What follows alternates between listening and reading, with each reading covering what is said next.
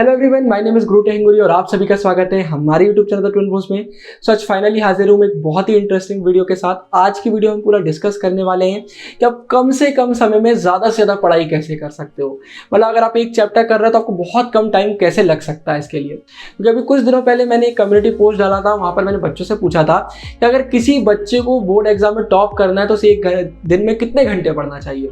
तो मतलब जो बच्चों का आंसर आया मैं देख के एकदम शॉक्ड हो गया था कि यार बच्चों को तो 9-9 घंटे 10-10 घंटे पढ़ना पड़ेगा, कम से कम 7-8 घंटे तो पढ़ना ही पड़ेगा। मतलब एक तरफ मैं था जब मैंने अपनी क्लास 12 दी थी और देव भी साथ में था, हम दोनों ने सिर्फ 3 से 4 घंटे पढ़ाई करी थी फाइनल डेज में। स्टार्टिंग के डेज में तो हम लोग 1-2 घंटा भी नहीं पढ़ते थे अच्छे से। तो मतलब जो हम लोगों को इतना टाइम कम लग रहा है तो यार आप लोगों को कितना ज़्यादा क्यों लग रहा है, इस पर मैंने बहुत सोचा। और फिर मुझे ऐसा लगा कि क्या पता बच्चे बोल रहे हैं कि भाई हम दिन में 10-10 घंटे पढ़ते तो बहुत सारा पढ़ रहे होंगे। मैंने बच्चों से पूछा कि यार आप एक दिन में से कितने चैप्टर कर लेते हो। तो मतलब बच्चों का कहना था भैया एक चैप्टर तो हो ही जाता है, अरे ज़्यादा से ज़्यादा 2 हो जाते हैं। मतलब मुझे तो इतना अजीब लगा सुन के कि मतलब 9-9 घंटे 10-10 घंटे बच्चे पढ़ रहे हैं, उनका दिन में एक चैप्टर भी अच्छे से नहीं हो पा रहा है। तो इस पर मैंने बहुत सोचा, इसलिए आज मैं ये वीडियो लेकर आ रहा हूँ। इसको पूरी आराम से अच्छे से देखिएगा और आपका सब क्लियर हो जाएगा।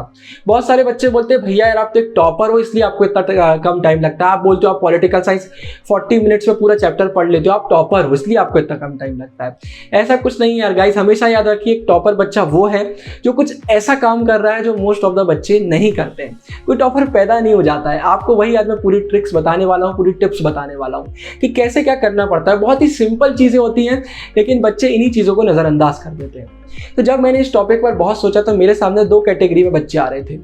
एक वो होते हैं जिनको जेन्युइन कुछ प्रॉब्लम होती है, जैसे अगर वो वीडियो देख रहे हैं उनको समझ में नहीं आ रहा, उनको रीडिंग में प्रॉब्लम हो रही है, सो मतलब कुछ ना कुछ प्रॉब्लम होती है जिसकी वजह से उनकी पढ़ाई टाइम में नहीं हो पाती, ज़्यादा टाइम उनको लग जाता है। लेकिन दूसरी तरफ ऐसे बच्चे आते हैं जिनका कहना है मुझे कोई प्रॉब्लम नहीं लेकिन मेरा टाइम ज़्यादा लगता है क्योंकि मेरा पढ़ने का तरीका ही ऐसा है कि पहले मैं ये करता हूँ वो करता हूँ, तो जब मैं ऐसा पूरा करने बैठता हूँ तो मुझे आराम से 7-8 घंटे लग जाते हैं। तो अभी दोनों के बारे में बात करने वाले। सबसे पहले बात करेंगे उन बच्चों की जिनका कहना है कि उनको कोई प्रॉब्लम ही नहीं है, उनको टाइम ज़्यादा अपने आप लग जाता है क्योंकि उनकी पढ़ने की स्ट्रेटेजी ऐसे चलती है। तो अगर आप वो बच्चे हो तो आप ये देखना, नहीं तो सीधे आप आगे जंप मार सकते हो। वैसे मैं सबसे कहूँगा कि आप पूरी वीडियो देखो। तो जिन बच्चों का ये कहना है कि मुझे कोई प्रॉब्लम नहीं है, मुझे ज़्यादा टाइम लग ही जाता है क्योंकि मैं कुछ इस तरीके से पढ़ता हूँ, तो यही सबसे बड़ी प्रॉब्लम है, मैं आपको बताना चाहता हूँ। आपने ऐसा कैसे मन से सोच लिया कि यार मुझे कोई प्रॉब्लम नहीं, मेरा पढ़ने का तरीका सही है इसलिए मुझे इतना ज़्यादा टाइम लगता है। आपका तरीका सरासर गलत है, मैं आपको बताने वाला हूँ क्यों। ये जो बच्चे हैं जिनका बहुत ज़्यादा ऐसा कहना है कि यार मेरी कोई गलती नहीं है, मैं बिल्कुल सही स्ट्रेटेजी फॉलो करता हूँ लेकिन फिर भी मुझे ज़्यादा टाइम लग जाता है, आप में से मोस्टली बच्चे गलत स्ट्रेटेजी फॉलो करते हैं। ये आप पहले समझिए। और जो बच्चे ऐसी स्ट्रेटेजी फॉलो नहीं कर रहे हैं, आप अपने आप को सेकंड ग्रुप पे समझना। मतलब आपके साथ सही में कोई जेन्युइन प्रॉब्लम है जो आप अभी तक समझ नहीं पाए हो और उसमें घबराने की कोई बात नहीं। सबसे पहले बात करें उन्हीं बच्चों की जिनका कहना है उनको कोई प्रॉब्लम नहीं है। तो आप लोग बताएं एक्चुअली बच्चों करते क्या हो। मैंने बहुत लोगों से बात करी, उसके बाद मैं ये वीडियो बना रहा हूँ। आप लोग पढ़ाई कैसे करते हो? सबसे पहले एनसीईआरटी पढ़ ली, एनसीईआरटी पढ़ने के बाद इस यूट्यूबर की वीडियो देख ली, फिर इस यूट्यूबर की वीडियो देख ली, फिर 2-3 वेबसाइट देख ली, फिर सैंपल पेपर देख ली, इंपॉर्टेंट क्वेश्चन आंसर देख रहे हैं, फिर क्वेश्चन बैंक में इंपॉर्टेंट क्वेश्चन आंसर देख रहे हैं। मतलब पूरी दुनिया से जहां से कुछ मिल रहा है वो सब देख रहे हैं। किसी बच्चे ने नोट्स भेज दिए तो उसके नोट्स पढ़ रहे हैं, अपने नोट्स पढ़ रहे हैं, टॉपर्स के नोट्स पढ़ रहे हैं। मतलब पूरी दुनिया भर के काम कर रहे हैं एक ही चैप्टर के लिए। मेरा आपसे सिंपल से एक सवाल है, चलिए हम मान लेते हैं जो हमारी पढ़ाई एक पार्ले जी बिस्किट है। आप चाहे बिस्किट 1 खाएं या 2 खाएं या 10 खाएं, क्या बिस्किट का टेस्ट बदल जाता है कि नहीं बदलता? और मुझे बताइए अगर आप एक दिन में बहुत सारे बिस्किट खा लेंगे तो क्या होगा? आपका पेट खराब हो जाएगा कि कुछ सही चीज़ हो जाएगी? तो एक ही चैप्टर को अलग अलग जगह पढ़ने से क्या सेंस निकलता है, और खासकर आप जब एग्जाम को इतना कम टाइम बचा है। तो मेरा आपसे सिंपल पहला यही क्वेश्चन है कि यार सबसे पहले इस चीज़ को ठीक करो। दिमाग में बिल्कुल डिसाइड कर लो मैं एनसीईआरटी पढ़ूंगा कि मैं यूट्यूब से पढ़ूंगा। पहले सबसे पहले ये डिसाइड करो। या आप ये भी कर सकते हो कि भाई मैं एनसीईआरटी और किसी एक पर्टिकुलर यूट्यूब की वीडियो साथ में मिलाकर देखूंगा। अब ये भी मत करो कि एनसीईआरटी पढ़ रहे हैं तो 10 यूट्यूबर को देख रहे हैं। यूट्यूबर भी एक डिसाइड करो यूट्यूब से कर रहे हो तो। अगर आपके मन में आ गया नहीं मैं एनसीईआरटी नहीं पढ़ूंगा, मुझे एक यूट्यूबर चाहिए, तो अपना डिसाइड करो। आप, मैं कोई नहीं होता बताने वाला, आप अपना डिसाइड करो कौन से यूट्यूबर को देखकर आप पढ़ोगे। अगर आपको कोई वेबसाइट बहुत अच्छी लगती है तो भाई पहले ये डिसाइड करो कि वो वेबसाइट से मैं पढ़ूंगा, बाकी चीजें हटा दूंगा। लेकिन ये सब डिसाइड करने से पहले थोड़ा सा उसके पीछे देख जरूर लेना कि कहीं मैं कुछ गलत डिसीजन ना ले रहा हूँ। मतलब कोई ऐसी वेबसाइट हो जहाँ पर सिर्फ समरी दी और आपने वही पढ़ ली और आपने एनसीईआरटी देखी नहीं, आपने किसी यूट्यूबर को देखा ही नहीं, तो आपका बहुत बड़ा लॉस हो सकता है। तो सबसे पहले आराम से ये देखो भाई कौन सा जन जेन्युइन है, किसको मैं फॉलो कर सकता हूँ, और उसके पीछे बिल्कुल लग जाओ।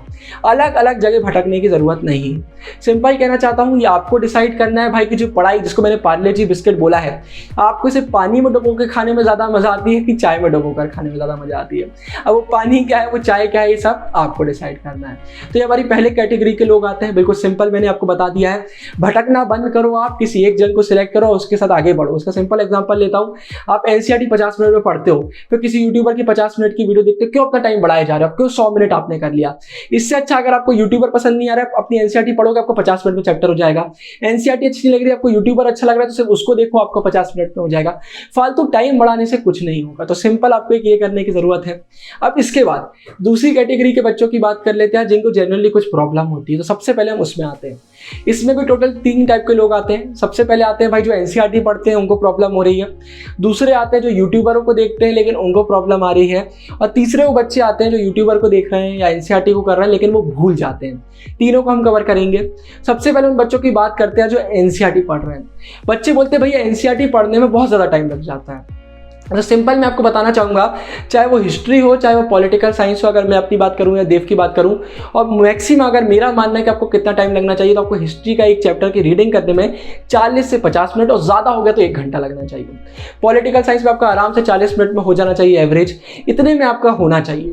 अगर इतने में आपका नहीं हो रहा है, मतलब कहीं ना कहीं आपकी रीडिंग स्किल्स में प्रॉब्लम है, और मैं तो कहूँगा कि इसको और कम आपको करना चाहिए। तो अब सिंपल सी बात है यार कि अगर आपके पास बहुत टाइम बचा हुआ है, भी बोर्ड एग्जाम बहुत दूर है, तो आप भाई रीडिंग प्रैक्टिस चालू कर दो। आप रीडिंग करो एनसीईआरटी की, किसी यूट्यूबर का एक्सप्लेनेशन देखो, फिर रीडिंग करो, फिर एक्सप्लेनेशन देखो। आप हमारा एक्सप्लेनेशन देख रहे हो जैसे, तो आपने रीडिंग करी, फिर एक्सप्लेनेशन देख लिया, रीडिंग करी, फिर एक्सप्लेनेशन देख लिया, तो आपको मालूम चलेगा एनसीईआरटी किस लैंग्वेज में होती है, कैसे एनसीईआरटी पढ़ी जाती है। लेकिन अब अगर आपके पास टाइम ही नहीं बचा है, आपके बोर्ड एग्जाम एकदम सिर पर आ गए, तो फिर क्या करना चाहिए भाई? फिर आप एनसीईआरटी छोड़ दो, किसी एक ऐसे यूट्यूबर को देखो जो आपको सही पढ़ा सकता है, या आपको देखना है पूरा। ये पूरा एक तरीका होगा, नहीं तो फ्री में आप टाइम वेस्ट करते जाओगे, क्योंकि इतना टाइम नहीं है कि आप एनसीईआरटी को ऐसा पढ़ पाओ। तो सिंपल सी बात होती है, अगर आपको एनसीईआरटी पढ़ने में बहुत ज़्यादा डिफिकल्टी हो रही है, तो आपको रीडिंग प्रैक्टिस करने की जरूरत है। आप अभी से प्रैक्टिस करना चालू करो, लेकिन अगर बोर्ड एग्जाम पास है तो टाइम वेस्ट ज़्यादा नहीं करना है।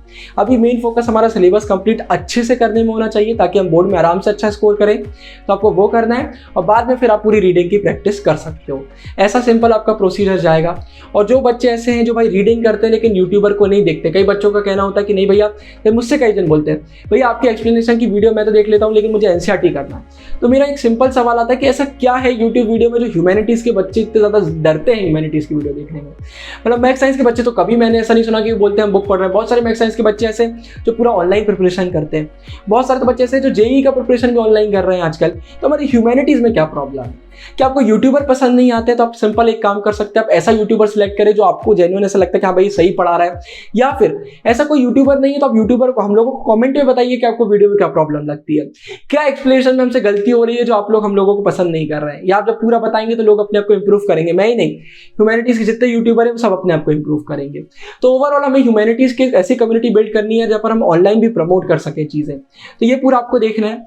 इसके बाद उन बच्चों की बात कर लेते हैं जिनका कहना नहीं भैया मुझे एनसीईआरटी नहीं पढ़नी, मैं यूट्यूबर से पढ़ता हूँ, मुझे यूट्यूबर से पढ़ना अच्छा लगता है।